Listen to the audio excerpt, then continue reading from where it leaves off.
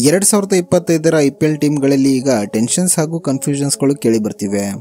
ಪ್ರಮುಖವಾಗಿ Delhi capitals ಟೀಮ್ನ Rishabh Pant CSK ಟೀಮ್ನ ಸೇರಿಕೊಳ್ಳಲಿದ್ದಾರೆ ಅಂತ ಸುದ್ದಿಗಳು ಹರಿದಾಡ್ತಾ ಇದ್ದು, ಅದರ ಜೊತೆಗೆ ಈಗ ಮತ್ತೊಬ್ಬ ಪ್ಲೇಯರ್ನ ಹೆಸರು ಕೇಳಿ ಬರ್ತಿದೆ.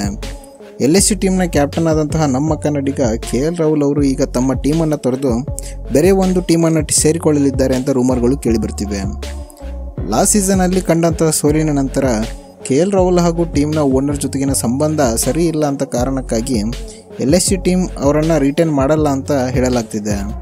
ಅದರ ಜೊತೆಗೆ ಖುಷಿಯಾದ ಸುದ್ದಿ ಏನಂತಂದರೆ KL ರಾಹುಲ್ ಅವರು ಮುಂದಿನ ಸೀಸನಲ್ಲಿ ನಮ್ಮ RCB ಟೀಮ್ನಲ್ಲಿ ಆಡಲಿದ್ದಾರೆ ಅಂತ ಸುದ್ದಿಗಳು ಕೂಡ ಕೇಳಿ ಬರ್ತಿವೆ. RCB ಟೀಮ್ ಮ್ಯಾನೇಜ್ಮೆಂಟ್ ಕೂಡ KL ರಾಹುಲ್ ಅವರನ್ನು ಟ್ರೇಡ್ ಮಾಡೋದರಲ್ಲಿ ಸಕ್ಸಸ್ ಆದರೆ KL ರಾಹುಲ್ ಅವರು RCBಗೆ ಪಕ್ಕ ಅಂತಲೇ ಹೇಳ್ಬೋದು.